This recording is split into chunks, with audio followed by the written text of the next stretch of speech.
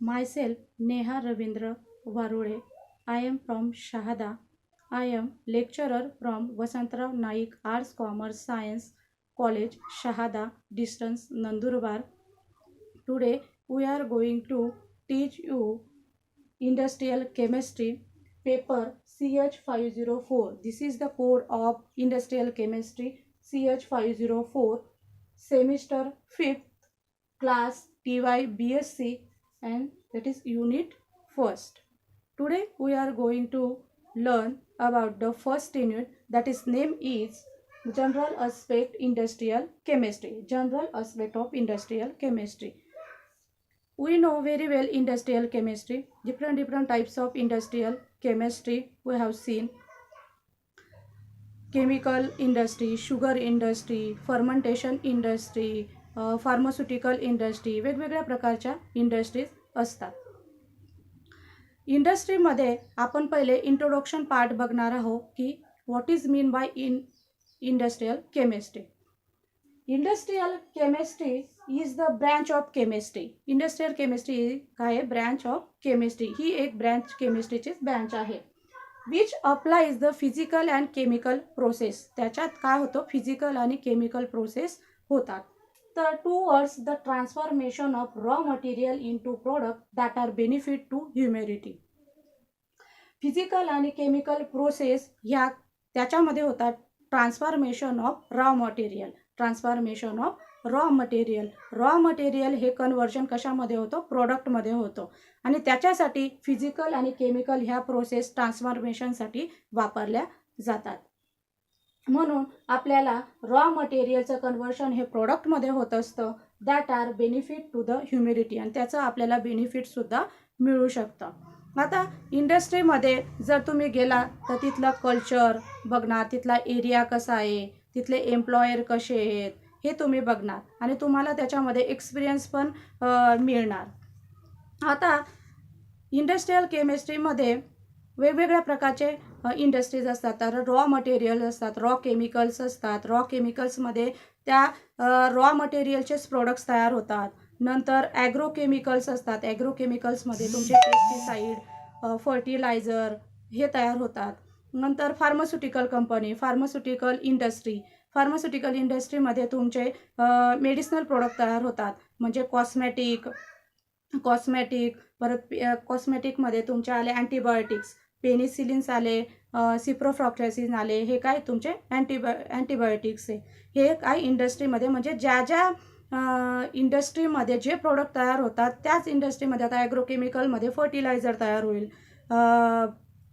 प्लास्टिसाईड तयार होतील. म्हणजे रॉ मटेरियल किंवा मग फार्मास्युटिकलमध्ये कंपनीमध्ये कॉस्मॅटिक तयार होईल. अशा प्रकारे ह्या वेगवेगळ्या इंडस्ट्रीमध्ये वेगवेगळे प्रोडक्ट्स हे तयार होत असतात. आता आपल्याला बघायचं आहे की इंडस्ट्रियल केमिस्ट्रीमध्ये काही केमिकल प्रोसेस असतात. त्या केमिकल प्रोसेस कोणत्या आहे? त्या केमिकल प्रोसेस या 3 मेन पार्टमध्ये डिवाइड केलेलं आहे. आपण त्या 3 मेन पार्ट्स आता बघणार आहोत.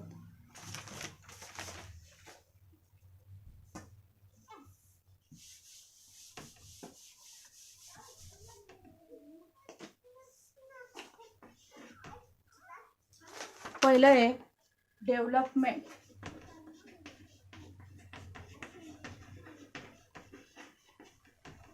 दुसरं आहे ऑप्टिमायझेशन.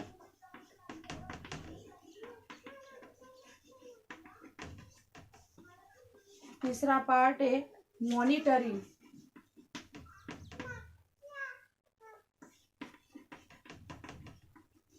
हे काय केमिकल प्रोसेस आहे. इंडस्ट्रियल केमिस्ट्रीसाठी लागणारे केमिकल प्रोसेसेस आहे.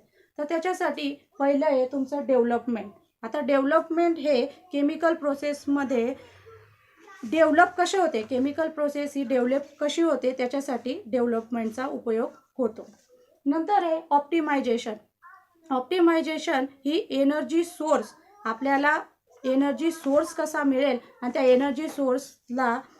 एनर्जी सोर्सला लागणारा आपण एनर्जी सोर्स हे कसं मॉनिटरिंग करू त्या इंडस्ट्रीमध्ये, त्याच्यासाठी तुम्हाला डिफरंट डिपार्टमेंट्स असतात, डिफरंट इंडस्ट्रीज असतात. त्याच्यासाठी आपण तो जो प्रोडक्ट आहे तो कसा एका एका इकॉनॉमीसाठी कसा सेट करता येईल त्याच्यासाठी आपण ऑप्टिमायझेशन हे वापरलं जातो. म्हणजेच त्या प्रोसेसला किंवा जास्तीत जास्त किंवा कमीत कमी आपण एनर्जी सोर्स जर वापरला तर त्याच्यासाठी जास्तीत जास्त इकॉनॉमिक सेट करणे याच्यासाठी आपण ऑप्टिमायझेशनचा उपयोग करतो.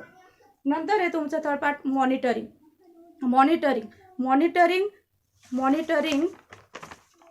मॉनिटरिंग तुम्हाला डिफरंट डिपार्टमेंट्समध्ये करता येईल. म्हणजे त्या डिपार्टमेंटमध्ये तुम्हाला त्या प्रोसेस जर तुम्ही कॅरी केल्या तर त्याच्यासाठी जे प्रोडक्ट असतो तो मॉनिटर आधी करावा लागतो आणि त्यानंतर तुम्हाला त्या प्रोसेसचा उपयोग होतो. म्हणजे एखादा क्वालिटी कंट्रोल डिपार्टमेंट असेल तर तिथं पहिले क्वालिटी चेक केली जाते एखाद्या प्रोडक्टची, मग पुढे पास केलं जातं. तसं आपल्याला पहिले मॉनिटरिंग करावं लागतं. म्हणजे एखादी प्रोसेस जर कॅरी केली तर त्याचे आपल्याला पहिले मॉनिटरिंग करावं लागतं. त्याच्यासाठी वेगवेगळे डिफरंट डिपार्टमेंट इंडस्ट्रीमध्ये केलेले असतात.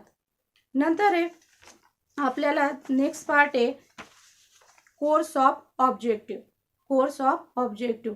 म्हणजे तुम्हाला ह्या कोर्स तुम्ही निवडला आहे तर याच्यासाठी तुम्ही काय इम्पॉर्टन्स आहे, काय त्याच्यासाठी ऑब्जेक्टिव्ह असणार आहे तर ते आपण बघणार आहे. तुम्ही हा कशासाठी निवडला इंडस्ट्रियल केमिस्ट्री, तुम्हाला 3 ऑप्शन होते पण तुम्ही केमिस्ट्री का निवडला, त्याच्यासाठी ऑब्जेक्टिव्ह काय ह्या कोर्सचे ते मी तुम्हाला सांगणार आहे. फर्स्ट ऑब्जेक्टिव्ह आहे to produce the graduate with enhance skill applied knowledge amplitude research development. पहिल्या ह्या कोर्समध्ये ऑब्जेक्टिव्ह आहे रिसर्च डेव्हलपमेंट. म्हणजे तुम्ही एक रिसर्च करणार आहात, रिसर्च डेव्हलपमेंट होणार आहे त्या इंडस्ट्रियल केमिस्ट्रीमध्ये. नंतर आहे second part two make the student about important chemical industries work culture and environment. तिथलं तुम्ही कल्चर बघणार आहे, तिथलं एन्व्हायरमेंट कसं आहे ते बघणार आहे त्या केमिकल इंडस्ट्रीमध्ये. पहिले तिथला आस्पेक्ट काय आहे ते तुम्हाला आधी बघावं लागणार, त्याच्यासाठी ते इम्पॉर्टंट आहे. नंतर आहे to prepare the student immediately work place to sound theoretical knowledge. तुम्हाला तिथलं थेरॉटिकल नॉलेज काय आहे ते आधी तुम्हाला बघावं लागेल. नंतर तुमचा बेसिक एक्सपेरिमेंट काय आहे, कन्सेप्ट काय आहेत, तिथला एरिया कसा आहे, व्हेरियस टाईप्स ऑफ इंडस्ट्रीज असतात, तिथले बेसिक एक्सपेरिमेंट्स काय आहेत, परत त्यांचे कन्सेप्ट काय आहे, एरिया कसे आहेत हे तुम्हाला त्याच्यासाठी इम्पॉर्टन्स असतात. त्याच्यासाठी शुगर इंडस्ट्री असते, परत फर्मेंटेशन इंडस्ट्री असते, पेट्रोलियम इंडस्ट्री असते, पेट्रोकेमिकल्स असतात. नंतर आहे fourth to equipment to knowledge some industrial organic synthesis as requirement of diverse chemical. म्हणजे तुम्हाला त्या इंडस्ट्रियल केमिस्ट्रीमध्ये काही इक्विपमेंट असतात, काही रिक्वायरमेंट असतात, त्याच्यासाठी तुम्हाला तिथलं नॉलेज पाहिजे. पहिले ऑर्गॅनिक सिंथेसिस म्हणजे मग त्यांचे रिक्वायरमेंट्स काय आहे त्याच्यासाठी तुम्हाला त्याचं नॉलेज हवं. नंतर आहे student understand the concept chemical processing engineering आणि इंडस्ट्रियल डेव्हलपमेंट. म्हणजे नंतर तुम्हाला ह्या कन्सेप्ट सगळ्या क्लिअर पाहिजे की इंजिनिअरिंगचा पार्ट काय, इंजिनिअरिंग किंवा मग केमिकल प्रोसेसिंग कसे होतात किंवा इंडस्ट्रियल डेव्हलपमेंट काय आहे हे तुम्हाला पाहिजे.